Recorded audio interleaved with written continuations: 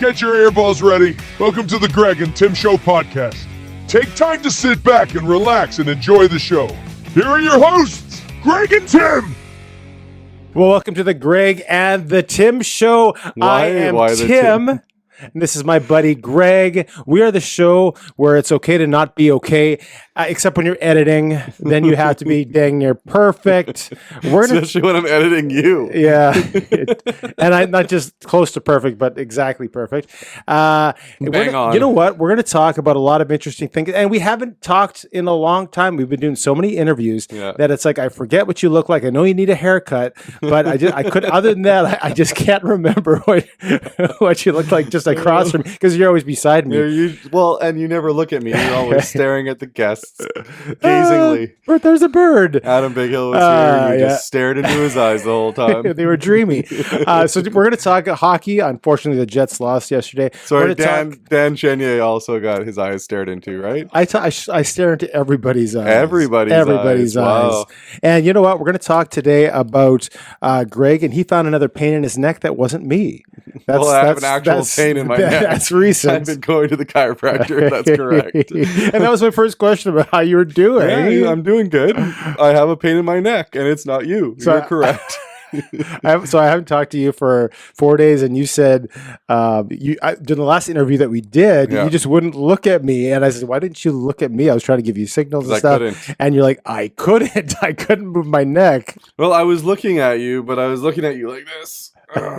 But now I can move it. Thanks to Dr. Dan, I am moving perfectly good. Still some pain, but it's going away. I got an appointment again tomorrow, which we're recording today on a Wednesday evening.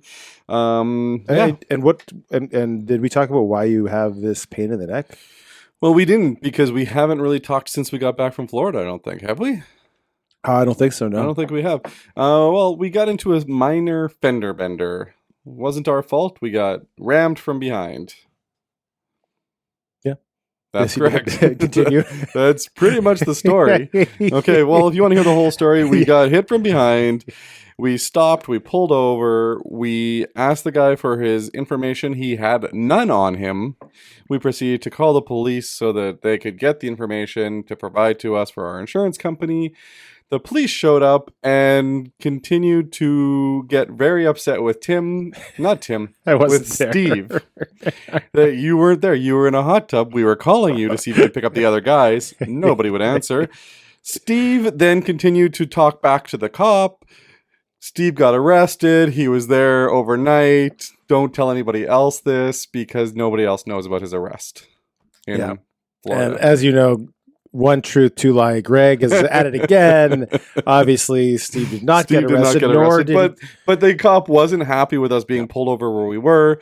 We had to pull over to another area, just like in Super Troopers. What's that? We're pulled over. We can't pull over any further. Pull over. I'm already pulled over. I'm ready to pull over. Pull over farther, man. I can't pull it. Sir, I'm already pulled over. He's already pulled over. He can't pull over any farther. In Canada, you stay there. Stay in all the information accident. is, and then in the U.S. it's like, why are you still here? Get out of our area. Get out and exchange it at some other place. Drive into that private parking lot where they probably don't want you parked. Yeah, Krispy and Kreme, get some free donuts, and then exchange the information, right? Krispy Kreme, that was fantastic, actually. Krispy Kremes. So my neck is getting better, and thank you for asking. How's your neck? My neck is fantastic. How's your back? My back is fantastic. My heel. So this is also from Florida. Apparently, the shoes that I was wearing to walk around didn't have the proper support, and so it felt fine. Then all of a sudden, I got back and like a week and a half later, all of a sudden, I developed some plantar fasciitis, which I didn't even know how to spell that. I still don't. I didn't know what it was, but it developed in my heel. I thought only gardeners got that. No, all of a sudden my heel just started like when we went to Minneapolis last weekend for a couple of days. Yep. I'm walking around and my heel's in crazy pain. Like really hurts. Like I've never had that kind of pain. Even driving on the way back is really hurting. And apparently it's because no support on those shoes, and I had to get some insoles and put some better shoes on, and I got to throw those out, I guess. Those $7 Target specials, I guess, didn't really do the trick. It was those ones. Yeah. The white ones. Yeah, that's right. Those Thanks a lot for telling me to get those heel-hurting shoes, Greg. Plantar fasciitis. I thought it was only for people that planted things. Do you ever like talking about your neck? Yeah. And my heels. Do you ever get like, you feel really, really good and you feel young and exuberant, and all of a sudden you get something like you're like, am I gonna start feeling these more and more and get old? I feel them every day. I don't feel them more and more. I literally feel them every day. Because most times I feel great, and then sometimes you're like, my back is. I was like, I feel like I'm like 74 or whatever, right? Well, sometimes I wake up and I walk to the bathroom in the morning, and I'm like keeled over while I'm walking, like an old, like a cartoon character. Yeah. Like the old man in The Simpsons. Who's laughing now? Shut up. Anyway, so sometimes I feel like that guy, and then after like an hour, maybe a day, I start feeling better, and I'm all good. I think it might be my posture too, so I should probably try to work on myself.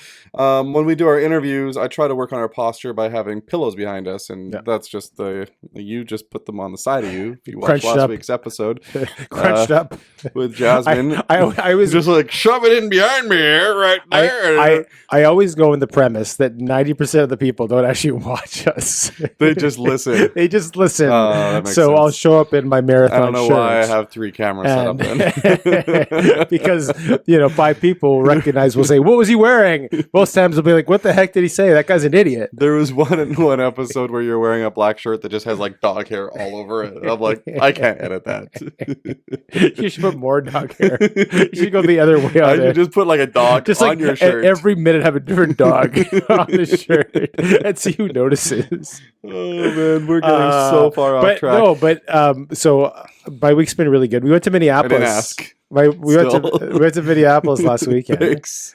I went to go see the T-Wolves and did you last week Phoenix. or was that 2 weeks ago? Well, it wasn't this. So today we're filming on Wednesday. It wasn't this last week. It was the weekend before that. Yeah, it's hard to keep track of the weekends. It's been a week and a half since you were there. But we've done so many weekends since we recorded last. Yeah, we don't record this style as much anymore, which leads me to ask the first question to the viewer. Yeah. What do you like better? Right. Tim talking to Greg like a fun guy, or like Tim talking to somebody he doesn't know like a fun guy? And apparently we talk too much sports. But that's according to one guest so far. Yeah. But that's okay. 85% of our viewers because you know why that's okay? Because we just chapter everything below. Right. And then you can skip to the Taylor Swift segment that's later on in the episode. Yeah. Taylor Swift coming up. Yep. A lot of controversy. What's better than 2 middle-aged mid-40-year-old men talking about Taylor Swift's new album? Have no fear. I have an expert teenage response to the album. So you do not have to go on our in-expert. I am also an expert on not albums. A word. In-expert is certainly not a word. 2 middle-aged guys reviewing the Taylor Swift new album. If you're skipping forward to it, I understand. We do have a lot of other things to talk about. If you want to skip forward to it now, listen to that, and then come back to this part. This is the 10-minute mark of the episode. So just go back, come back to us. Come back and like and subscribe and comment about everything. Yeah, let's not go on to hockey yet. No? No. Let's talk about... I wanted to talk about something else. Well, you want to talk about something else? Yeah. What do you want to talk about? I have Eden's birthday this week. Oh, yeah. Okay, I will shelf my... Oh, you have something else to talk about? I will shelf it. No, don't shelf it. For a later time in the episode. No, you go. Go ahead. So you're doing your daughter's birthday party on your wife's birthday. Eden's birthday is on my wife's birthday. I didn't plan it. My wife did. So I don't have to feel anything about this. I have to show up. Yeah. I have to be ready to party with a bunch of 8-year-olds, right? Or 7-year-olds and 8-year-olds. Yeah. And we're doing the same thing we did last year, which is like a pool party at a hotel. The kids are going to have a blast. We're going to have cake. We're going to have pizza. What's the theme?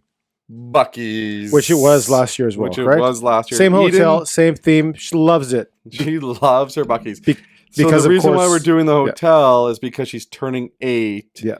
and people can judge this as much as they want to. Yeah. We're going to a Super 8. Yeah, and you went to the Motel 6 on her 6th birthday. So No, we I mean, But the Super 8 we're going to is a nice one. It's clean, it's fun, and the expensive. kids really just want to go swimming and have some pizza, really. They're not hard to please. But Eden wants a Bucky's birthday, so it'll be red and yellow again. We got Bucky's stuff if nobody knows about Bucky's, again, we'll just reiterate this. If people don't know, you guys went to Texas last year. Bucky's is this massive gas station / Walmart. The world's largest gas station. And if you've never been there, it's not like, if you can imagine, it's just a big gas station. Why would I want to go there? It's not a big gas station. It's like a gas station on Barry Bonds steroids times 100. Yeah. And they sell everything. Like it's like a deli, it's like a retail store, it's like illegal drugs in the back. But no drugs. It's the world's biggest bathrooms. The bathrooms alone. No, not world's biggest, world's cleanest. Yeah. World's cleanest bathrooms. I'm sure it might be the biggest too. But you went to the one in Texas. That was the largest. I went to a whole bunch. Yeah. I went to 8, I think, in total in Texas. So the kids, ones. The kids loved it so much that Eden demanded for the next 2 birthdays. And she has a Bucky's costume that she loves. And we were just at Bucky's in Florida. We took the guys. Yes. All the way. Who had never been to Daytona Beach. We were the only 2 people that had not been. So we are the only 2 people that will take 6 other guys from Tampa Bay through Orlando, stopping at Krispy Kreme to get a couple of free donuts. Twice. And then go all the way to Daytona Beach and not actually go to the beach. Yeah. Well, we never had time. Steve thought we had time. There was like... But still, we drove all the way to Daytona Beach. Nobody saw the beach. Nobody saw the racetrack. Yeah. We went to Bucky's. Yeah. That was all we went for. And it was fine. Bucky's is a fun place. I like it. I got a dog toy there. I got some outfits for the kids there because they really love it. I got Taylor her birthday present, which was a big Bucky's. It's a whole suit. If you've never seen it, maybe he can show Maybe I'll wear it on one of the episodes. Maybe you'll show one of Eden's and then maybe one of Taylor's too. We have a couple of pictures for during the episode. Maybe we can throw those up just so people can see. Just maybe I could, yeah. Yeah, you'll do it. We'll see. We'll do that. But maybe I'll wear mine on one of the episodes. Hey, well, I can wear. We can both wear it. Yeah. We can make it an all Bucky's all the time episode. It'll be hilarious for 3.5 minutes. Yeah, that's how long the episode will be. And cut. Yes. So that's Friday. Sorry, you shelved a topic though. What's your shelf? I'm just trying to think if we're done talking about that topic because it is exciting. It's awesome. Your kids growing up. Yeah. And it's also your wife's birthday. What's your plans for your wife's birthday? Don't care.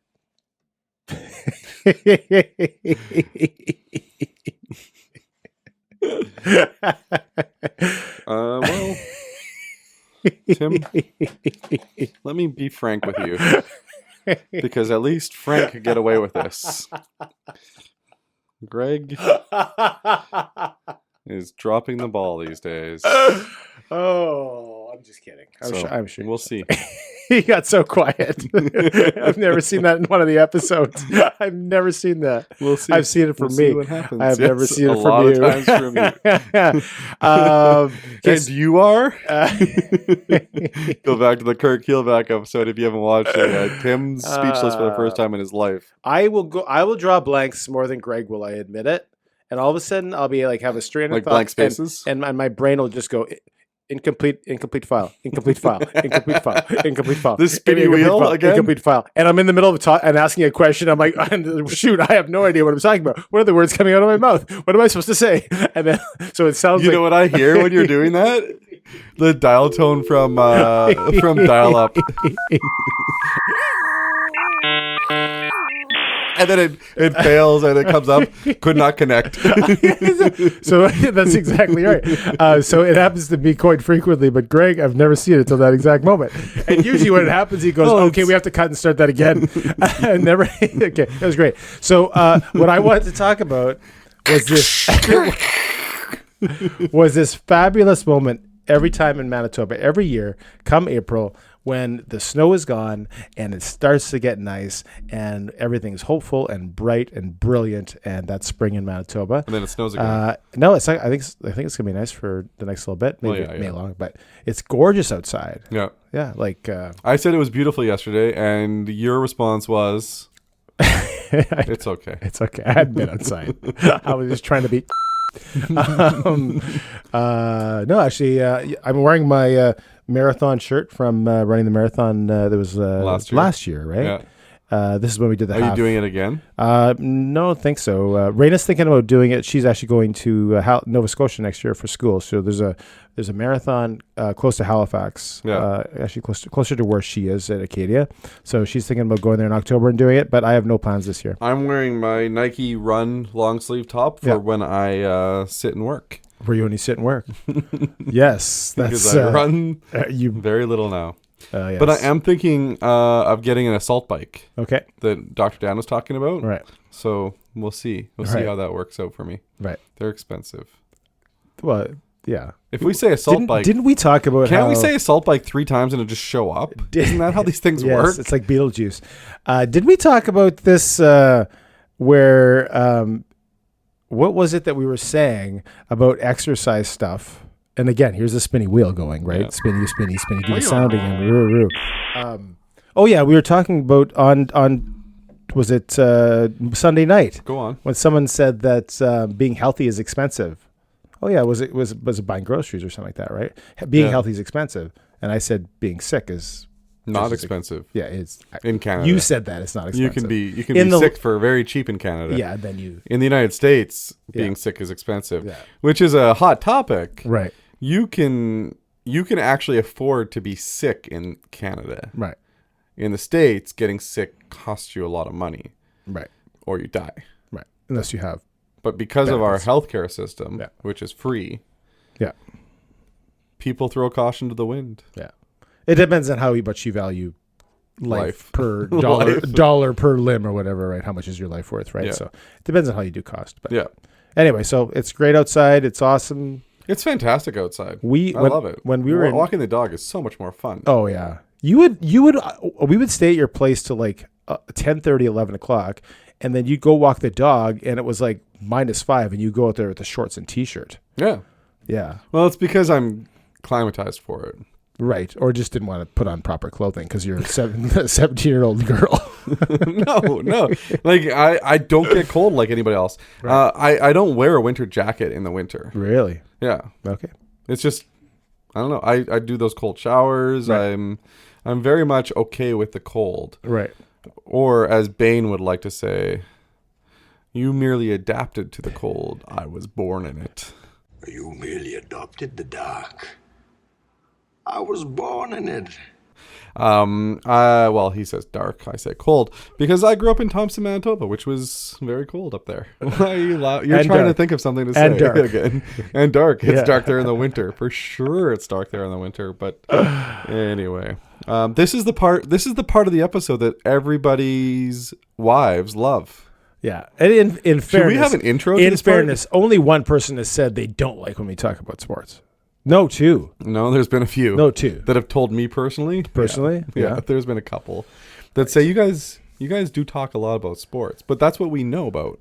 Right. And again, are you talking to that person right and there? then when we talk about sports, actually lots of people do, just because a couple don't like. I think a lot of people do like when we talk about sports. Yeah. Yeah. Yeah. So you want to talk about sports? Yes, okay. I do. So tell me what you think about the sports. So playoff hockey is here again. In Winnipeg. Yeah, and in a couple other Canadian cities. But all 3 series are tied at 1. Did you know in the last 7 years, the Jets have only missed the playoffs once? Yeah. That's crazy, right? Yeah. Because in the first 7 years, they only made it once. Right. Yeah. The spinny wheel. Wow. Maybe you should have had a coffee instead of that water. Oh, I'm doing just fine. You're doing good. Just the Jets are tied fine. 1-1 in their series. So right Leafs, now. Jets, and Canucks all tied at 1. There's some issues in the Jets series and the Vancouver series. Vancouver's lost their goalie. Mm-hmm. Going back to Nashville. You never know what you're going to get with Nashville. So things they're not good at home sometimes. The Jets. So talking about the Jets at home, did you know that the game 1 against the Avalanche was the first time they won a playoff game since 2018? No. That's not wasn't right. it? Because they didn't win a game against St. Louis. It's their first win in 4 years, I think they said, because they did win the game in 3 years because they swept the series against Edmonton. Like that was, and then they got swept against Montreal, and they hadn't won a home game since they swept the series. So against Edmonton. then the correct statistic is fans have not seen them win at home since the series against Las Vegas in Game 1, and they haven't won. People have not seen them win a home playoff game until that one. Yeah, because the Edmonton game was in front of fans. Was it? Yes. Okay, I forgot that. I thought that it was. Wasn't it? I thought it was an empty building. Man, those years are blurs to me. Was because it was when they were starting to bring back they fans, played one in the bubble and then one at. Remember that Montreal game? So they only hadn't seen them win since that game. That's true. Because they lost game 1 and 2 against St. Louis, right? Put a explosion over my head. They lost both. That's mind blowing. They lost. Was it a couple of games last year against Vegas in the first round? Right. They lost and they won and they just lost yesterday, right? But they won. Yeah. So my point is they have not won many home games in front of the awesome whiteout. They have not treated the whiteout fans to much success. Even the series that they won against Nashville back in 2018, they actually only won one game at home. Yeah, that's right. They won the other 3 in Nashville. That was a road series, right? Yeah, because they were going back and forth and they were each winning at their own barn or their road barns. So the defense though right now for the Jets needs to tighten up. If I'm going to analyze this team right now, Logan Stanley needs to stop running around trying to hit every person on the ice. I know why he's there. He's there to bring size and toughness. Yeah. But he needs to stop running around trying to hit every person on the ice like they're I don't know, like there are points for pylons or something. Right. I don't know what he's trying to do because he's always out of position. It's like Pac-Man. Yeah, he's just trying to eat all of the food. And the other problem I'm having with it is a couple of guys that I'm in a group chat with, we're talking about this yesterday, is, I don't know if it was with you or not, but Nikolai Ehlers tends to do 2 things great, and then he takes 2 things where he's like, totally out of position or on the ice crying, and it's really difficult to cheer for him when he goes and skates around everybody and then passes the puck. Right. Skates around everybody and takes a great shot and scores. Yeah. We're so excited. And then skates around everybody, falls, and is laying on the ice when they go down and score. Yeah, that's the argument and the complaint they have about Pettersson in Vancouver right now, too. Okay. But I haven't watched a lot of the outside of the Winnipeg games. So here's what I wanted to talk about as far as winning in general in the playoffs. So we had this discussion, and I said, hey, the Avs, they have so much of this playoff experience, and we don't have as much. And what you said is, well, you add up Toffoli, Monahan. My point is, Iafallo. So remember when the Avs had a number of years where they were really good in the regular season, and this is how good a collective group is, not adding up the pieces, right? And they lost. I can't remember what year it was, but it was 5 or 6 years where they didn't have playoff success, but they were one of the top 4 teams in the NHL. Yeah. And McKinnon said it is really, really, really hard to win a championship in any league, and then he won the year or 2 after that, right? Yep. But I think it's true. You have to have a collective group go through those struggles. Year after year after year, sometimes. Same thing with Ovechkin in Washington, right? Yeah. Before it seems like you have to keep that group along enough and add the right pieces so eventually they know how to win. You don't have those teams like the Vegases, the St. Louises are kind of anomalies where they just come along and magic happens and they win. That's not the case most times. When the Kings won too, right? They came out of nowhere and won. But here's the thing. The Jets have those pieces that have been around for so long. Yeah. So now you've got they haven't had deep runs. You could argue they had. I could argue a deep run in 2018. I could argue the Winnipeg Jets have only had 2 teams that legitimately could, on paper, compete for a Stanley Cup in their whole history: 1985, 2018, and this year. Legitimately. So in 2021, and look back at it, the Jets lost to Vegas. Yeah. In the Western Conference Finals. They went to the Stanley Cup. That's one of the years, 2018. They lost to St. Louis the next year, who won the Stanley Cup. No. They lost to Montreal, Yeah. who went to the Stanley Cup Finals. Yeah. They lost to Vegas last year, who won the Stanley Cup. The Jets are not losing to teams that get bounced the next series. They're still losing.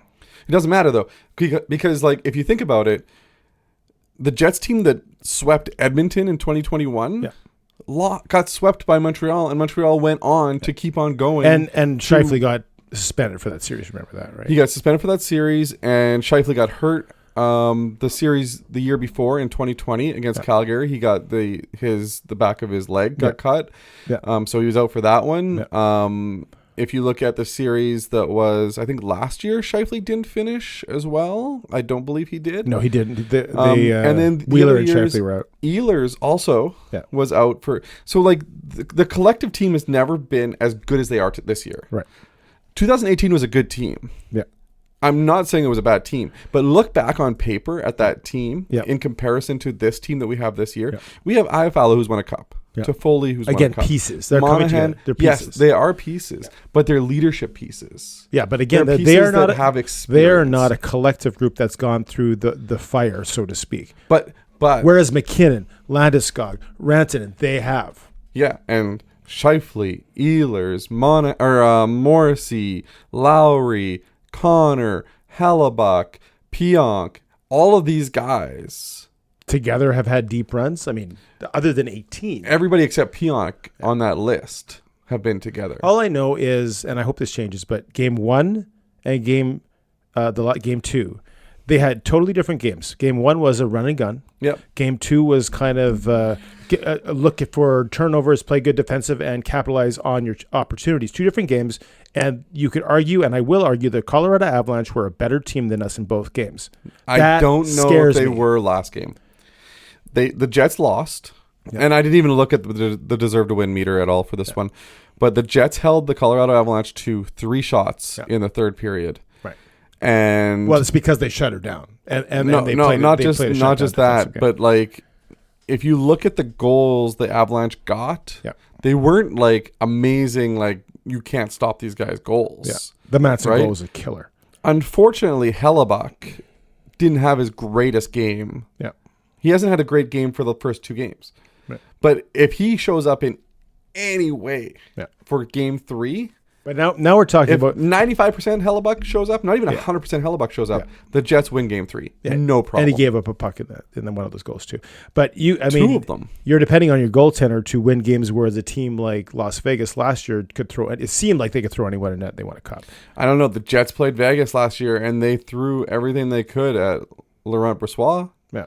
Brossoit just held them in there. Yeah. They're not asking their goalie to win games for them. That's the difference. We're asking ours to. And hopefully... Also, Vegas is $10 million over the cap. Hopefully, that's another issue. Hopefully, on the road, things change, and you tend to, like, as we've seen from history, and we just pointed this out, you did too, we have tended to play better on the road in our history and, through the course of the year. Maybe that changes. I'm hopeful it changes. Maybe I'm a little bit down and frustrated with the whole thing. But I think our team, because of the experience that they have, can go on the road and play a much different game than they can in front of their own home crowd. Which can be the There's case. Less pressure in front of the road crowd. Yeah. And if they can get that goal at the beginning to silence the crowd, it can make things a lot easier for them. Well, we've scored the first 2 goals. The first 2 games. I just I look forward to seeing games 3 and 4. Yeah. Because those will be very telling to see exactly how the Jets adjust, how they do defensively, and how Hellebuck does. I don't doubt that if Hellebuck comes out and lays another egg in game 3, that Brossoit plays game 4. I think they're sticking with Hellebuck. It doesn't matter. You know what? I think that you're right. Yeah. But I wouldn't be surprised if he lays an egg and lets in 5 or 6 goals again. Right. And Laurent Brossoit is right there. Yeah. Well, he only let in 4. It was the 5th one an empty netter, right? So last night the 5th one was empty netter, and he let in 6 the night before. Yeah. So he has not been good, but the rest of the team, again, if I'm picking the better team in the first 2 games, it's not been us. That's just me. Well, obviously, the first game, Yeah. Colorado had an 80% deserve to win. Yeah. I don't know what the second game was, but I do know that the Jets played better defensively Right. in the second game. Yeah. So, but talking about hockey, we're going to go into a different hockey topic for a quick second here. The Utah hockey The team. Utah blank. Fill in the blanks here. The owner of the Utah Jazz, he owns the Utah Jazz. Ryan Smith. Ryan Smith. Not Ryan Smith yeah. from the Oilers. So he's a young guy. He's our age. And he owns. We're young guys now. We went from being old guys No, to I the start said of the feel. show. I didn't say we were old. I said okay. Sometimes you feel. And he owns the Jazz. He owns a couple of the other teams. And now he's the owner of the NHL hockey team that came over from Phoenix, right? And so the NHL is coming there next year, and they are doing a contest to name the team, and the whole thing as far as what the emblem is going to look like. Yeah. The name. I think the players got off the plane this yesterday or today wearing shirts that just said Utah hockey. So it was like a college shirt. It just says Utah hockey on it. They're black and white. Yeah. It's very reminiscent to when the Jets were just had the NHL logo during the during the draft. Yeah. Right? Like they're just black and white. Yeah. And so they're going to have black and white jerseys that say Utah on the front of They're going to play to the seat. Delta Center, which is where the Jazz play basketball. Yeah. But I didn't know this until I looked it up, and I talked to you guys about it. 12 to 14,000 people for hockey is all it seats now, because I think they do minor league hockey there as well. Bettman did say they're going to renovate it. So they're going to renovate it, and they're actually going to go to like 17 or 19,000. Like they're adding quite a bit of seats, which I didn't know was possible. It's kind of strange how they would do that, but it's going to take like 3 years because, of course, you can't have an NHL arena that only seats 12, 13,000 people. Here's the thing. Utah is a great city for hockey. You know what? Utah, Salt Lake City, which is the city in Utah. Utah is a great state for hockey. I've never been there, but as far as a city, I've heard it's very underrated, first of all. So we'll have to check it out when we go see the Jets play there. And we'll see for ourselves. I think that it's going to be very similar to what Minnesota is for hockey. Right. Right? Like the Wild, they're the state of hockey. Right. Like they... Minnesota's a pretty big hockey. I'm not sure. It's a pretty big hockey city. Yeah, but Salt Lake City has the history of the gold medal game. Yeah. Or sorry, no, that's where they were training. Yeah. No, Salt Lake had the Olympics. Yes, they had the Olympics, but before that, the Miracle movie, right? The training facility was in Salt Lake City. Right. Yep. Right? So they do have a hockey background. And I think that they could be anything's going to be better than Arizona. Yeah. It's funny how it took so long. Like they wouldn't move him, wouldn't move him, and all of a sudden, like throughout the night, there's rumors that they're going to be moved. The next day, they're going to move on next Tuesday or whatever. It's crazy. The same thing happened with the Atlanta Thrashers. Right. The Jets were getting the Phoenix Coyotes all summer, and they actually were they are going to win an auction or something in whatever city that was for land to build. They're still doing it. Yeah. So they're still trying to do that. Although the mayor said he's against it, but yeah. But the Jets thing was overnight as well. Right. Like all of a sudden Atlanta's moving to Winnipeg. Yeah, but I don't think that Bettman held Atlanta in the same regards as Phoenix. They didn't. It seemed like that Phoenix was Bettman's little baby, and he just wouldn't part with it. He was very adamant he wasn't for years and years and years and years. It didn't matter how many things fell through. Yeah. He was not going to let that happen. All of a sudden, he's like, "Screw it. Who cares?" Yeah, and it seems to have taken a long time, and the Jets are not getting their history back. Yeah. No. They said they're not giving it back. The Greg and Tim Show will work hard at seeing if we can break down the doors to get that history back.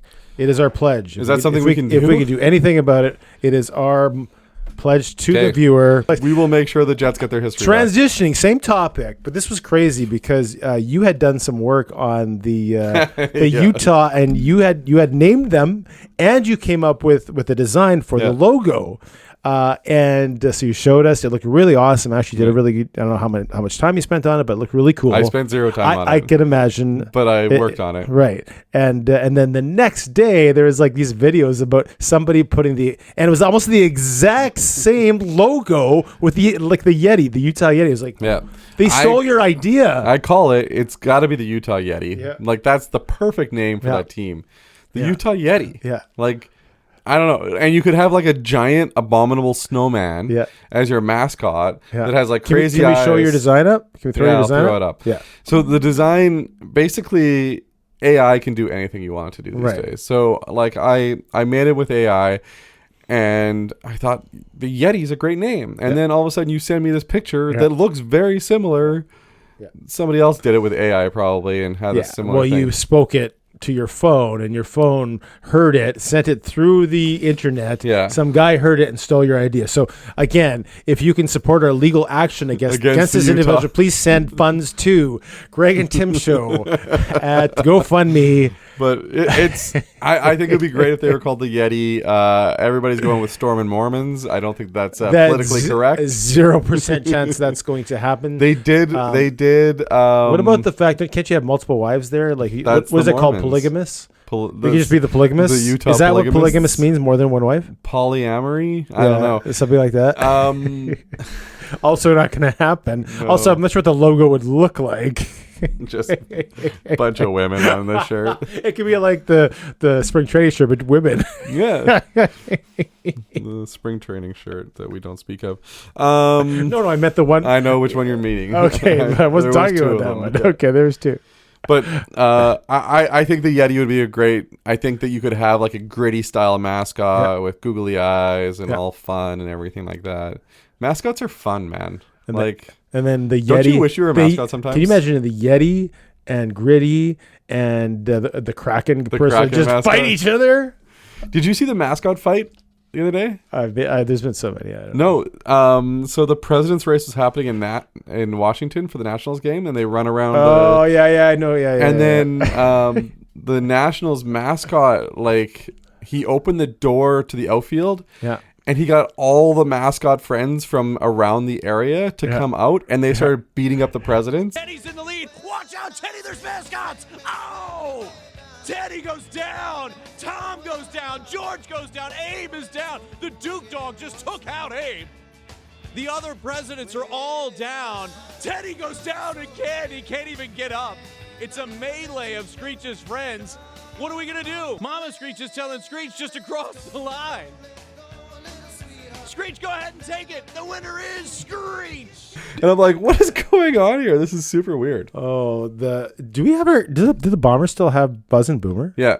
I don't see them much. Oh, yeah, they're at every game. Okay. Maybe I'm just not paying attention. Maybe I've had a few. How many games have you been to? No comment. Exactly. No comments at all. Tim does not like to support local. I do. Just not local sports teams. I need to do better. If you have a local business, like coffee, for instance, you have a local coffee business, clothing business, energy bar business, anything local like that, Tim will support you. He loves supporting local when it comes to purchasing items from local people. Yes. But when it comes to sports...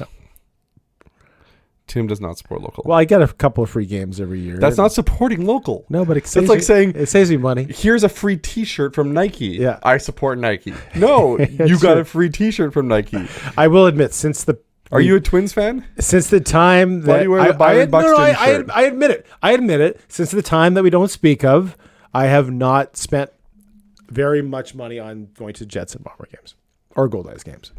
Any money? Yeah. Yeah. Okay. I admit it. Okay, cut at the 40-minute mark here almost, and we're going to get out of the sports talk. So anybody that sat through that, thank you. Yeah. Anybody that didn't sit through that, I get it.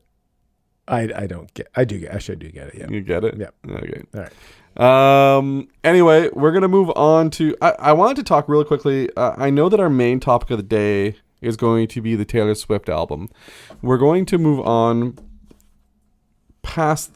before the Taylor Swift album. We're going to talk about that. Yes, right there. I know, but I wanted to let everybody know the Taylor Swift talk is coming. So if you're looking forward to figuring out what we're talking about with Taylor Swift, it's coming. It's coming. It's like the main event. Do you know how like at UFC? Yeah, you have all the undercards. I was the stuff that people don't watch. My daughter actually was in Toronto. This is another story, and she's like, the Jays were playing, and she's like, oh, should I go? It's like, yeah, you should go. You're right in there. You go to the game, and she got a baseball at batting practice, and the Jays won. That was the first start for the who was it? Yariel Rodriguez. Yeah, she had a great game, but a beast. But she was at a friend that she was driving, and he had to get to UFC. He went to get to UFC party in Mississauga or something. Okay, and he's like, oh, it starts at 6:00. It's like, it doesn't start at 6. No. like even I know, and I don't watch so much UFC. I think it's 8 for the main cards. Yeah, nothing is starting. Like they have all these 2 hours of absolutely nothing. Yeah, the prelims is what they call them. It does not start at 6, but I guess if you're drinking and stuff. Ultimate Fighting Championship. Yeah, but those undercards. It's one of the things I haven't really gotten into. I have watched it with people, and it's exciting to watch with people. Right. But I got to look away. Right. I'm really bad with squeamishness. Oh yeah. I wouldn't want my face punched in like that. I'm not a Ultimate Fighter UFC kind of guy. Yeah. I've never been to a party with it. No? No. We should have one. But I don't have interest. At your house. But I don't have interest. You would love it. We did it once, actually, because I think my daughter wanted to watch it one time. And I don't think it was a bunch of people. I think it was just you and your daughter watching fighting. I don't even watching remember men in unitards fighting each other. Yeah. I don't know. Anyway, I just want to talk real quick about our interviews that we did. We've done 1, 2, 3, 4, 5. 1, 2, 3, 4, 5, 6, We've done 7, 5 8, interviews. 9, 10. Just 5? We've got a 6th one coming that I'm in the process of working on, and a 7th one scheduled, and an 8th one and a 9th one almost finalized. So, but like our first ones, like we had Dr. Dan Chenier, chiropractor. I learned a ton from that interview. I think that like if people watch that one, it's great. That one. What do you think? It was a lot colder. It was a lot colder outside. And you get to see Tim topless. If you didn't see Tim topless yet, that's where you get to see Tim and topless. that's when you want to skip the chapters. That's right. That's the very last part. Yeah. Then we interviewed Adam Bighill, local football player for the Winnipeg Blue Bombers, one of the best in the CFL. Yeah. That was a very interesting conversation. Our first interview we ever did was Greg Zahn, ex-Toronto Blue Jay. We did that one by Zoom. Yeah. We did another, not by Zoom, but by remote. Something where his face appears and on he a speaks screen, on a screen. and we appear on his screen and vice versa.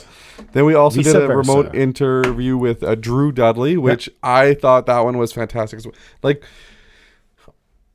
that interview, I really, really liked it. Yeah.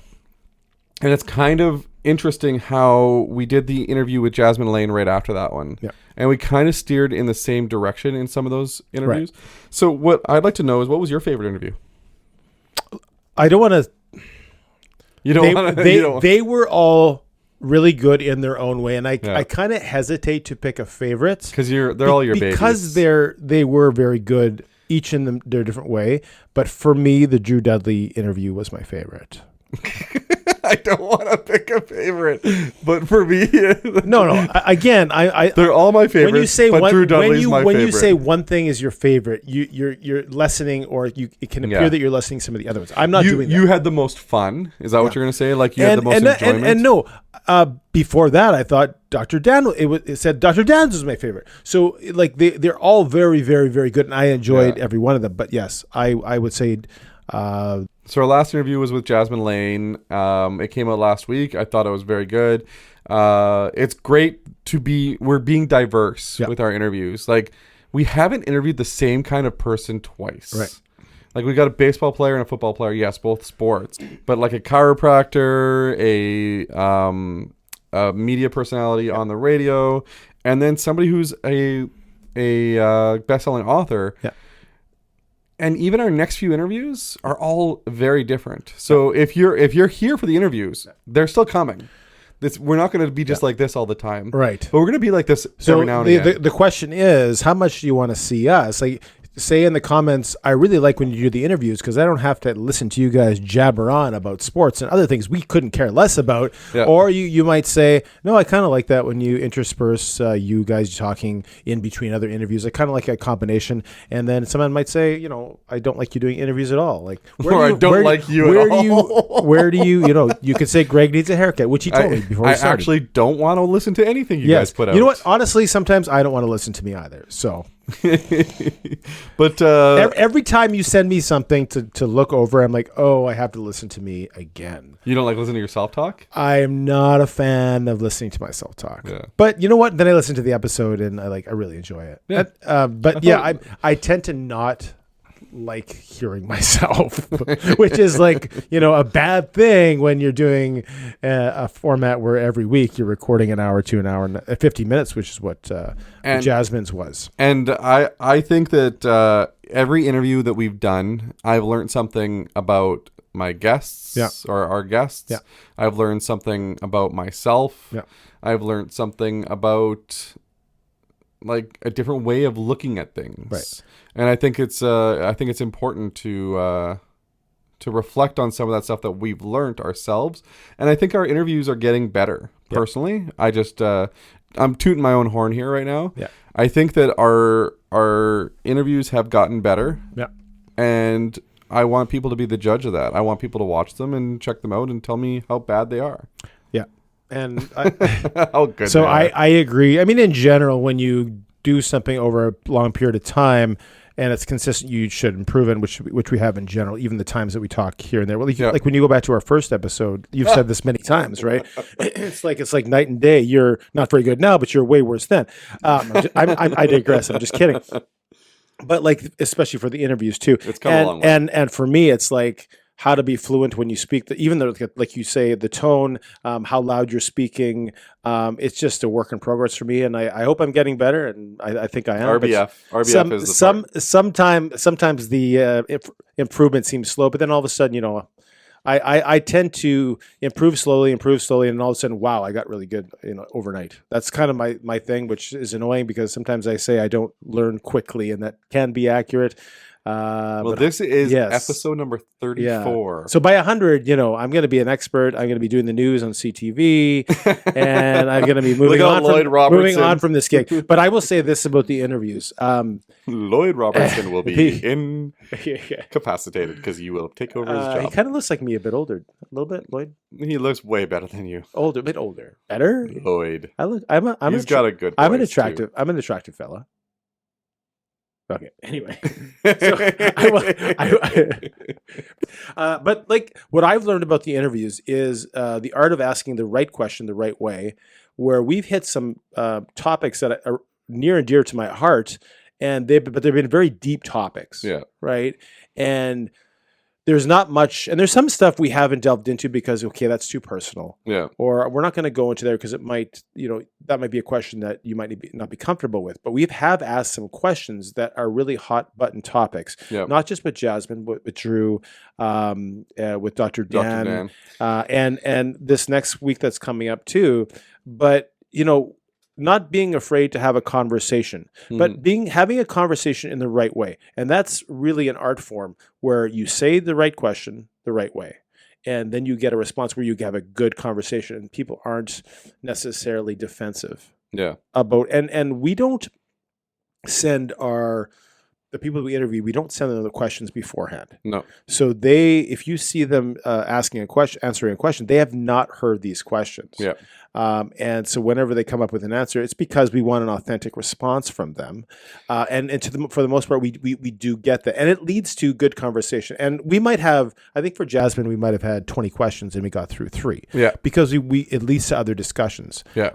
And we also don't let them know about the silly stuff we do. Right. So we try to, we let them know there's going to be silly stuff. And you like, and I do too, where you mix it up where it's not so serious all the time. The one that we're doing next week is more on the serious side because for me anyways, it's a topic that's close to my heart and it's really important. Yeah. But for the most part, we start when we talk to Jude Dudley, we start just 20 minutes of nonsensical, where maybe it doesn't seem to the viewer that we're getting any points, but we're really learning something about that guest. And by the end of that 20 minutes, you say, I really know that person and what they're like, their character, their personality, so that when we do ask those tougher questions, they say, we trust that person and we have that rapport with them to get those serious answers. So to close this off, I want to ask one question of our listener here. Yeah. If you have somebody that you think that we should be interviewing, or you have a contact of somebody that we should be interviewing, now, we have a couple interviews coming up that aren't people that are like public personalities. Yeah. They're going to be people that most people won't know, but we think they're interesting. Right? So if you have somebody that's interesting, we want to know who that person is, why they're interesting to you, and what they've done or what they're doing, that type of thing. Send them our way. We'll check it out and, set up time and see if we can do an interview with them, because I think that we have so many great people in Manitoba and so many great people in Winnipeg in general that we could interview people just from Winnipeg for 3 years and never get to every every interesting person in Winnipeg. Right. I mean, everyone's interesting in their own way. Yeah. You just don't kind of know it. And some people that are interesting don't even know they're interesting. Right. If you think about it. Right. Right. So anyway, we do have a couple more coming up. We have one coming up next week. So next week we'll be back to the interview format, which will be it'll be a very good topic for Tim because it was one that was near and dear to his heart, as he says. I think it's going to be a great episode. I just uploaded all the footage and made sure that it was all good. Yeah. So yeah, editing's fun for me. So I do look forward to editing it. I like to make you look good. And I promised because as Drew Dudley says, we look good. Yes. Did he say you look good or we look good? He said we look good. Yeah. And we did. Second time you said it. We did. And we did. Yeah. Well, we did. Yeah. Well, we all Drew did too. We all did. He had magic hour. He was lucky. Yeah, he had like real lighting and Oh. we have all this fake stuff. You guys can't see it, but it's good. It's bright. Don't look at it. I was going to interject something, and then I completely forgot. My brain went over there behind that light there. It's gone. It'll come back to me in 5 minutes. So let's move on to the topic of the day. Hot button topic of the day on Friday. Do we have a song for the topic of the day? I forget. It's been so long. Hip hip hooray! It's time for the topic of the day. Right. Yeah. Okay. Let's go to that. Okay, hooray! It's time for the topic of the day. Anyway, so all right. So topic of the day. Here's the topic of the day, and it's twofold. Number one, Taylor Swift's album just came out, and it is called The Tortured Poets Department. It had 16 tracks in total and 15 extra songs. 15 extra songs! So it came out at 15, midnight. 31 total. So stop yelling. 31! We're in a small space. It has 31 songs! It had 15 tracks. Yeah. When it came out, Tortured Poets Poets Department. TT. The Tortured Poets Department. TPD for short. So it came out with the 15 songs. Yes. And then it became the Tortured Poets Department Anthology. Right. At 2 a.m., she released 16 more songs. Right. So we have 31 new Taylor Swift songs to add to our playlist. I don't have anything written for this either. We have... Oh, I do. Why did I throw it away? We have 31 new songs from Taylor Swift to add to our playlist that we are going to A, enjoy, B, not like, right, C, be indifferent towards. So part one of the conversation is about the album. And we're going to go into part two, which is a more important part of our discussion, I think. Because I understand that people do not want two middle-aged men trying to critique a Taylor Swift album, I decided to get an expert opinion. Okay. And that is my daughter, Taylor, who just turned 19. And she was named after Taylor Swift. She was absolutely not named after Taylor Swift. Taylor Swift, 19 years ago, was very early in her development as an artist and was not nearly what she is today. In fact, I'm not even sure she was doing anything 19 years ago. She was barely starting. She was a tiny I don't know. country artist, I think, probably. I don't even know how old very she is. Very tiny. She anyway, like so 9 she then. gave this album, and she's an expert. She loves Taylor Swift. She's been to her concert once. She's been to 2 concerts. One time where they were at the old stadium. Sorry, yes. It was at the new stadium. But I think it was the first year it opened. The stadium. I remember that was the Red Tour, and she went when she was she was much younger than with her friend and her mother at the stadium outdoor concert, and then she went to Minneapolis last year. Last year, yeah, that's correct. For that, the Eras Tour. So she's been twice. She actually has tickets to the concert in Toronto, but she is going to be smart and sell those tickets and save some money because flights and places to stay are insane. Oh, so she's not going now. That's the plan. We'll see. She's got a couple tickets. We're gonna see what you want to do with them, but it will cost some money because all. And the you guys also paid. You guys also paid big money to see it at the theater.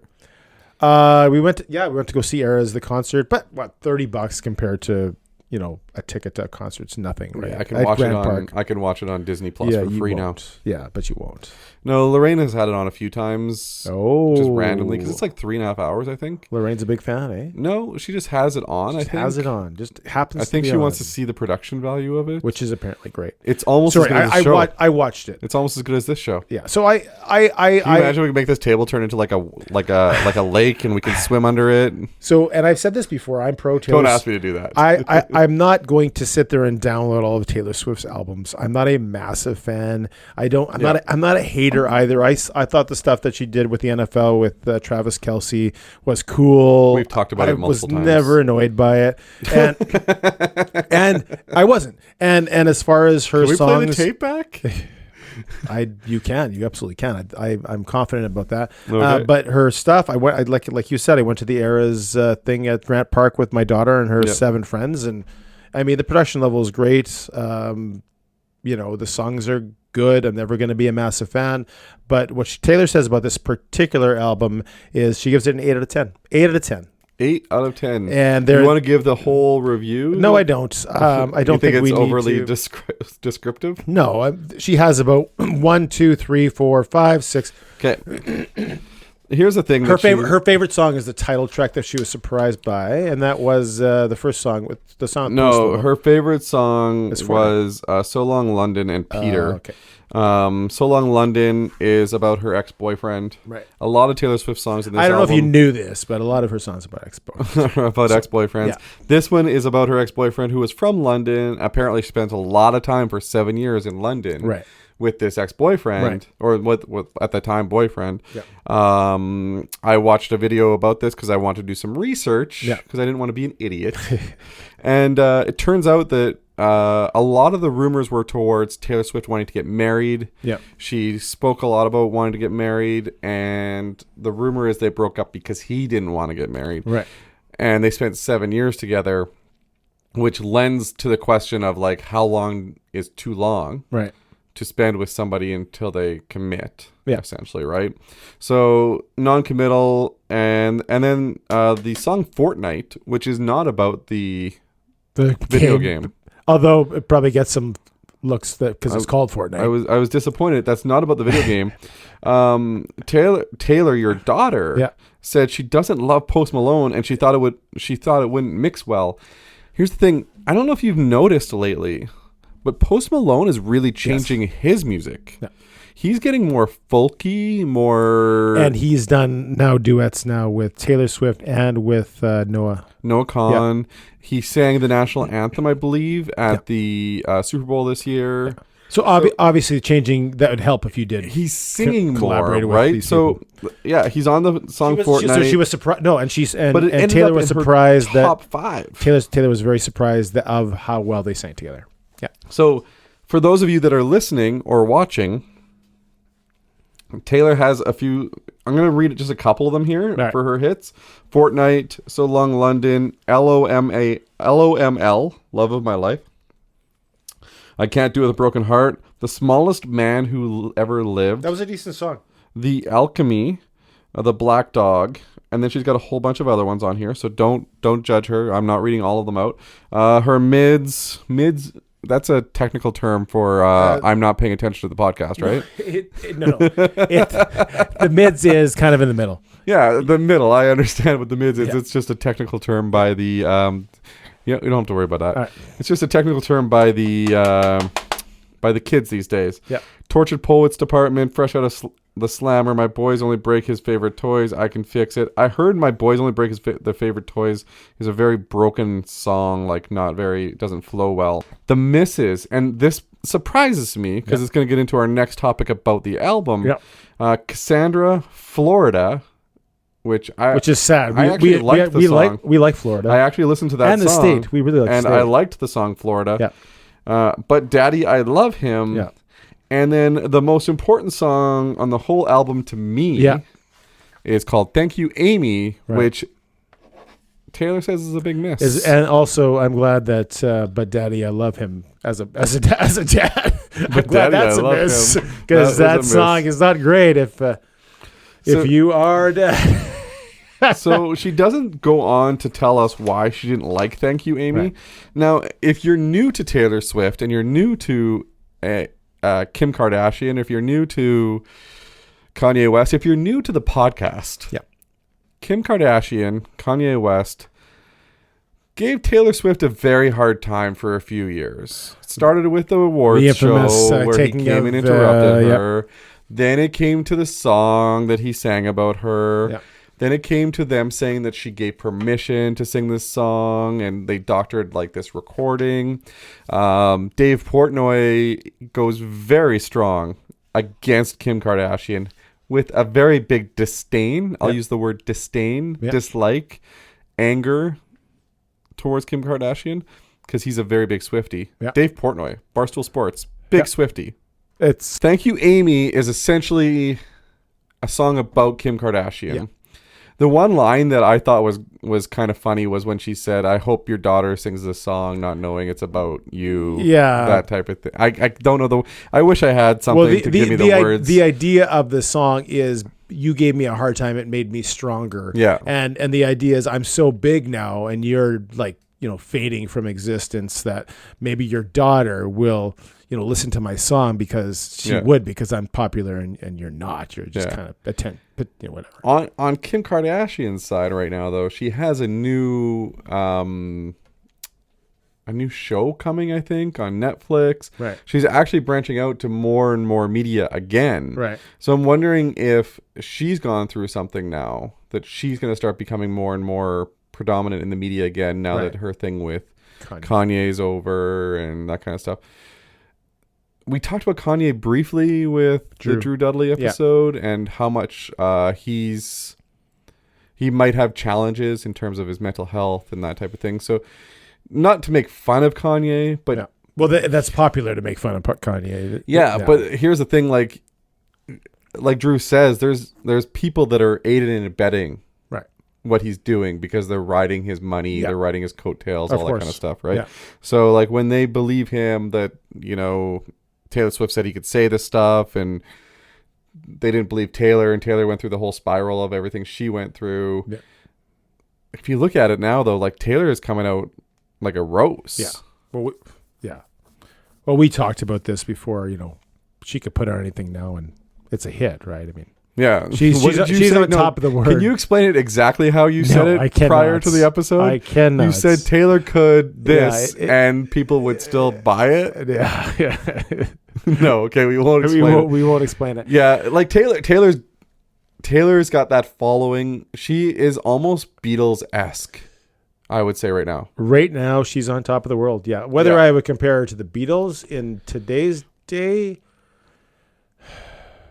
it's a good question. We won't delve into that, but I understand why you're saying that. And here's the cool thing is that she's remastering all of her albums so that she owns them again. Yeah.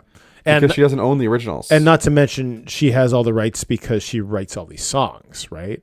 Like if you... Well, she didn't originally. No, but now she does. Now right? she will, as she keeps remastering and them. she has been a songwriter for many, many years, right? So versus somebody who gets songs written for them, like someone like Elvis, who did not write songs.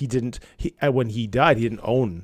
So there is a lot of criticism about Taylor still being with this current producer because of him doing a lot of like synth style of music and not letting it be like rock style and like getting really grittier, right? And that was one of your comments you made about the album, and there was no rockier songs in it. They were all very low-key, subdued, maybe sounding very similar in some instances. A lot of them sound very similar, like they have the same synth beat in behind them, right? Just different words or different back on the inflections. rhythm, that kind of thing. But here's the thing. There's so many songs that I listen to on this album that I'm like, if you just added some guitar, added some drums, got like some a little bit grungier sound to it, you could... There's no Shake It Off here.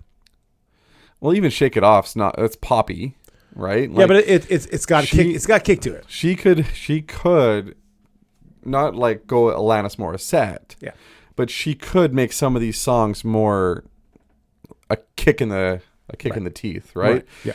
But not trying to get off of the Taylor Swift talk right away, but a concert I went to recently that me and you, I don't think you really even knew about this person prior. I really had no Noah prior Kahn. knowledge about Noah Kahn.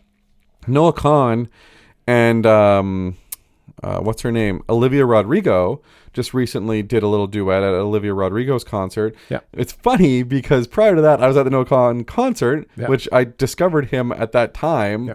Music is awesome. Right. I don't know. If you haven't listened to Noah Kahn and you want some great upbeat music, check it out. I really like Yeah, it. you really liked the concert. You were texting me the whole time, but you really liked the concert. It was a very good concert. And you said, "Oh well, you know, he's no Olivia Rodrigo," and I'm like, I don't think he's at that level yet, and my kids concurred. He's not quite at that level yet, but he is getting. But he's selling out arenas, yeah. And he did that. Is true. That's very true. And like he sold out the arena here, Yeah. And then like the next week he's on stage with Olivia Rodrigo. Yeah. He's only going to get bigger, Yeah. And I'm afraid that he sold out this arena here that we may not get to see him come back, Right, because of size. Because it's a smaller-ish arena, and he could sell the Staples Center, which is 20,000 versus 15,000 MTS, and then he doesn't have to come to Winnipeg. Well, 11,000 because it's a end zone thing, right? So Yeah, Staples Center would be like you're 16,000, That's right? Yeah. So I think the big thing is we could probably see him maybe like in Fargo, Yeah. like the Fargo Dome. Which I don't. Is it that much bigger, the Fargo Dome? The Fargo Dome's a football stadium, so yeah, the but floor it's is a lot bigger. small football stadium. It's not a big football stadium, but I have to check out the capacity. I'm not sure what it Yeah. is. Either way, it would be bigger because the floor size is bigger. Right. Right. You can have a bigger Yeah. stage. You can. Yeah, like, I've been to concerts there, but or it's the not huge. Alara Center, Yeah. like that kind of thing, right?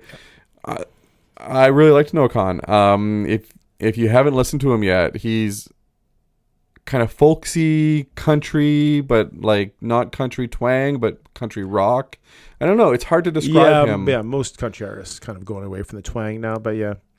I thought it was really good. I'm not gonna lie. I've actually been hooked on his music for the last little while, and whenever I'm driving to the chiropractor to get my neck fixed, hooked on the con, and you can't really do this beforehand. I can't, but then afterwards, you're like, "Oh, my neck feels it's great not because I'm really- bopping to the music." It's not really head bopping music, but it's good music. Yeah, Shaking, head shaking music. Shake it off. I really shake it off. Did that hurt your eyeballs? I shook You a should get your little. eyeballs I checked shook a out. little too hard that last time. Just have to adjust. Okay, I'm good now. Okay. So let's transition here. This is what I really wanted to get into on this topic. Oh, going back to I didn't know we had more. Going back to Taylor Swift's album. Okay, so it is garnering a little bit of controversy in social media, right. I do remember this in part. the news, because the songs. And I was in a place, a business place at the Local business. and we you were got on supporting. the topic of this Taylor Swift album, and she said, I don't know how we got on this topic, but I really love this album, Yeah. but I can't play it. And I said, well, why can't you play it? Because it has bad language. Yeah. And then that got me thinking that at a public place you can't play this album because of the bad language. That's when I thought about reviewing it, listening to it, seeing what it was. And yes, there is quite a few swear words. Yeah. The F word is predominantly the one that's used in a lot of the songs. In her anger. Right? Yeah. So, and I hear on social media that, that how dare she use this bad language? This is no place for our kids that are listening to this. They shouldn't be able to listen because it's so bad. It's really predominant, like this F word. So my question is, and this is kind of a general topic, but where does swearing fit in the arts?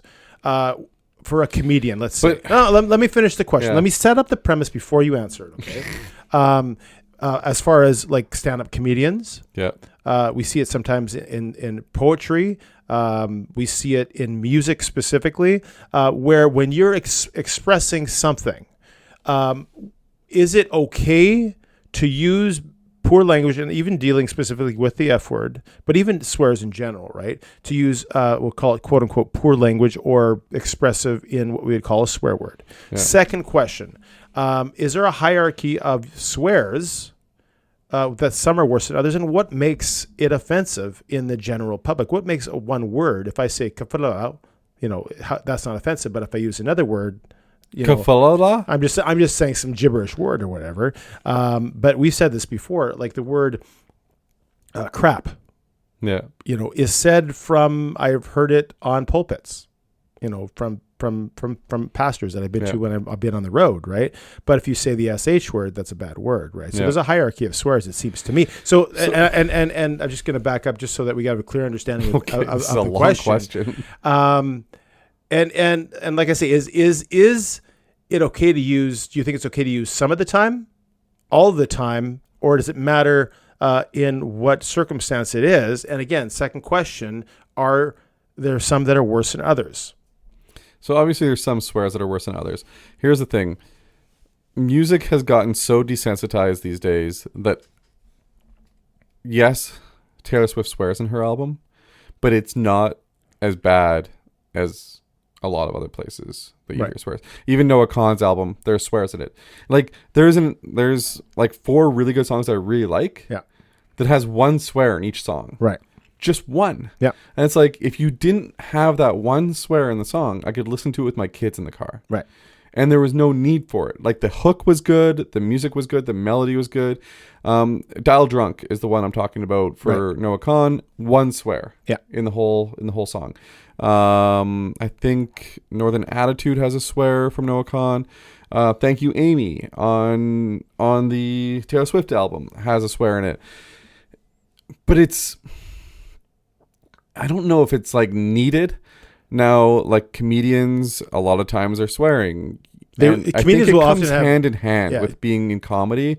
Do you ever have a clean comedian isn't as popular as a one that swears. And you'll often have a comedian that does 2 shows, right? The early show, Family Friendly, and the late show. Yeah, I still think most comedians that swear will do them all the time. Remember Will Smith saying that he didn't have to swear to sell at records, right? Because he doesn't swear on his records. Yeah. And then Eminem saying Will Smith doesn't have to swear to sell records. Well, F him and F you too. You know, like, and then everybody's like, yeah, Eminem's right. Like, I think that swearing is like this, is what people think of it more as like as a rite of passage when they get older, right? That they can swear and they can say whatever they want. Yeah. The freedom of speech is there, and their parents aren't going to judge them anymore because they're 18 now. And when they listen to music with swears in it, I think you sent me a video. Like, swearing elicits a different emotion in people. So the video I sent, and there's a couple. One, I watched the entire documentary. It's basically the history of swearing. Yeah. And there is some evidence that using swears can lower somebody's anxiety, stress level, and just versus using everyday language, right? And what happens if you hit your finger with a hammer? Well, what comes out? Even the best person, sometimes there's a word that comes out naturally other than kafooey, right? So, and here's the thing: a swear is only a swear when you think it's a swear, right? So somebody who doesn't swear, like let's say Mark Scheifele, who plays hockey. Well, that we know of, that he doesn't. But no, let's just assume that what he's saying is true because he's mic'd up and we don't hear him swear on the ice. Right. His swear word is frick. Yeah. Now, frick means the same thing. Right. Because the intention there is that frick means you know what. Yeah. Is frick now a swear? Right. Or because he's saying it as frick, it's not a swear. Or when you hit your hand with a hammer and you're like, and you do the whole Joe Pesci imitation from Home Alone. What?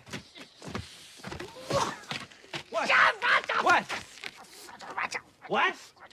Is that a swear? Now, Home Alone, Joe Pesci, I think there was an interview about this. Joe Pesci actually was told he couldn't swear in the movie. Right. So he made his own language of swears that he said on Home Alone. It's kind of so funny. Rick and Ratchin is like him swearing. Yeah. Is him swearing on Home Alone without actually being deemed a swear. Right. Now, that's the question. I think that's the real question is when is a swear an actual swear? Right. Not like crap versus SH. Yeah. But like crap versus reckon, you know, like it's an emotion. Right. Like a lot of times swears are emotions. Right. And they say that like, I can't remember which way it goes. I don't know for sure, but they say that educated people don't have to swear to get their emotions out, whereas uneducated people need to swear. Right. And that's one of the things I read or heard in the documentary is that the lack of swearing is educated people's way of looking down on people who are socially less advanced, right? It's almost like a racial thing, a racial rite of passage. I'm too good. I'm very elegant. I don't have to swear. But in public, right? Yeah. Some people who appear to be not swearing, but when they're with their boys or when they're with, swearing. They're swearing, right? Yeah. It's about appearances. It's not about actually using proper language. And that goes to the instances. You don't swear in front of your grandma because you know the situation's different, right? And if you can control it in front of your grandma, you should be able to control it in front of your friends, right? In my mind, I try to limit any kind of foul language to like something that may have happened to me by accident, hitting my thumb with a hammer, type of thing, right? I think that like in music, it's tough because I can't listen to it with my kids, right? Whereas like an album by an artist named NF, he's a rapper. He talks about like a lot of emotional things, right? And he's got a lot of great music, but not one swear word in his music, right? So I can listen to the whole album with any age children. So I find also that, like, you're going to motivation of swearing. So I find when Taylor Swift, and I could be wrong on this, but when Taylor Swift throws swearing into her records, she knows the audience she's writing to. Yeah. And these are teenage girls or young girls who are angry at the world sometimes and just need an outlet. And when you throw the F word in front of them, it doesn't hurt her appeal. Where she is not selling to a quote unquote church audience. Whereas even they're the people that she's going to turn off are going to be, and those are the people that are going to give the record more appeal as far as getting it out there, because they'll make posts that say this is so bad, but as soon as you're doing that, you're giving it more credibility. Yeah, you're getting fuel to the fire. You're fuel to the fire, right? But here's the thing. Taylor Swift, I liken her to very much like a Harry Potter. Right. Harry Potter started out very childish, very like kid friendly, and ended very dark. Right. Because the people that watched the kid friendly version of it grew up. Yeah. Taylor Swift's audience has grown up. Right. Like, she's not the wholesome country singer that she grew up to be, or that she was growing up.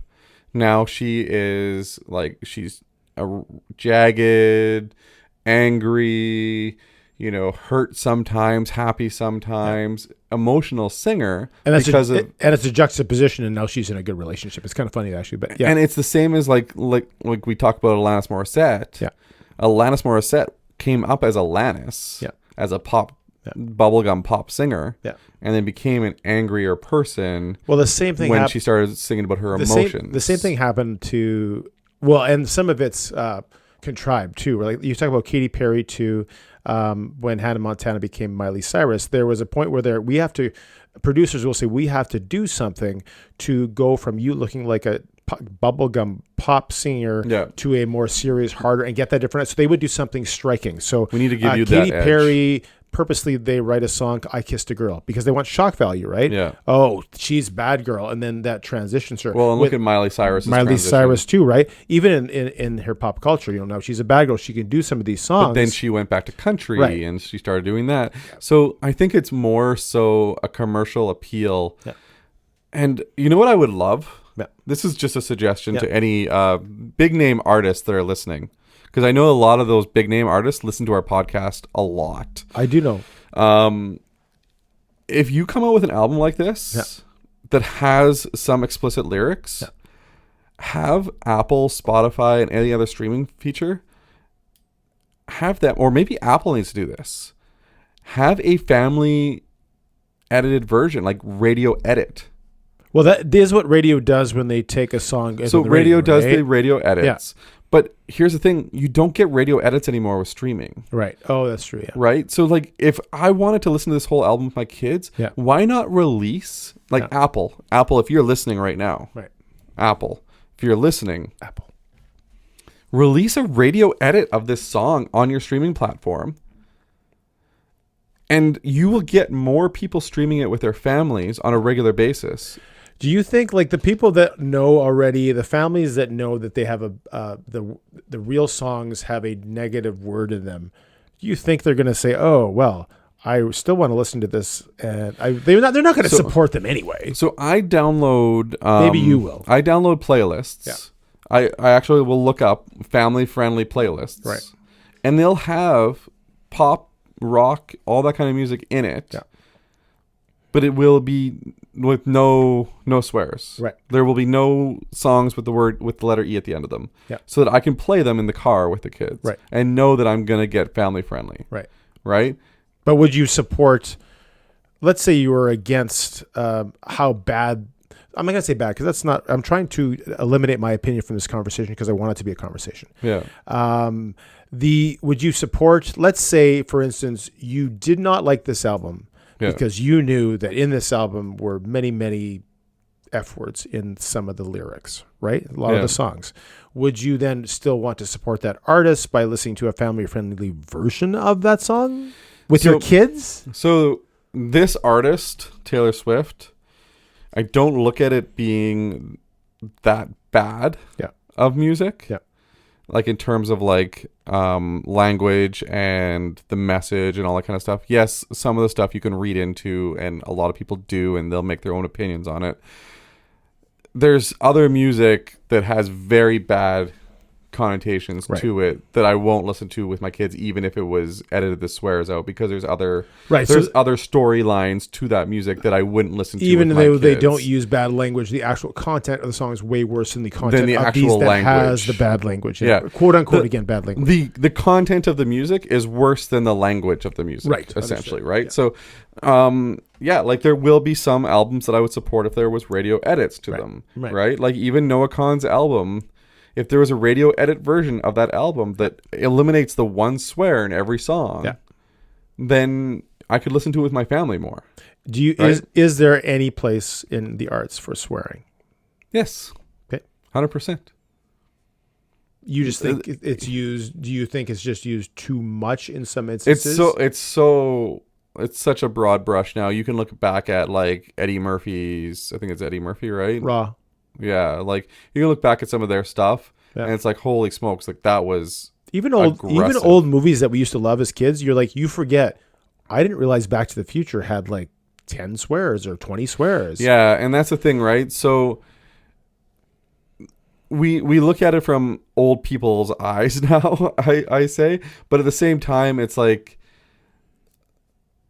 there is a place for everything, and it's a matter of like whether or not. Like, there's one swear in the entire movie of, I think, the Avengers Endgame. Right. I think there's one swear because they were allowed one to keep a PG rating. And they still had it.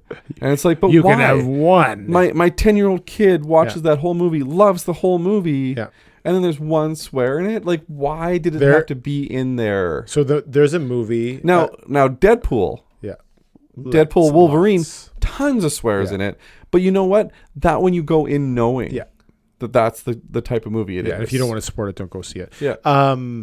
But we're going pretty long on this topic. Just so for me, if you ever seen the movie Date Night with Steve Carell and Tina Fey, there's one swear. They have one swear, and it's the F word, but it's placed so perfectly. Yeah. That it makes me laugh every time. But it's like a comedian where the proper timed swear is, I can find it funny. However, I think a lot of comedians, because their material isn't, and this is what Will Smith says, their material isn't strong enough. They have to depend on swearing. It doesn't stand alone on its own. That's the punchline. The swear is the punchline, not a way in which to formulate the shock value, right? Yeah, and that I cannot stand. Right. Anyway, leave in the comments whether or not you think that swearing is necessary in comedians or music or anything like that, and comment on what you think of Taylor Swift's album, because Thank You Amy has one swear word in it about Kim, and that's why I think she has it as a miss. No, Yes. just kidding. That's not why. But yeah, thanks for checking out our episode today. Don't forget to like, subscribe, and really, please, people, share this, because sharing is caring. And we do these interviews that they're awesome. Yeah. But if people don't see them, it becomes that proverbial tree in the forest that if you don't hear it fall. If you've watched one of the previous interviews, go back into our library right now and actually share it with one of your friends. Yeah, and rewatch them. it for yourself, because you learned something. I've watched a couple of these a couple of times, and you learn something the second time around that I didn't catch the first time. Yeah. Rewatch, share, subscribe, all that good stuff. Thanks for watching. We'll catch you again next time. Catch you on the flip side. Cheerio. Cheerio. Let's do the news thing where they start doing like the thing. Pick my paper. Do like this thing, and then they do the laugh. Thanks for watching the Greg and Tim Show podcast. Don't forget to like, subscribe, and share with all your friends. Sharing is caring.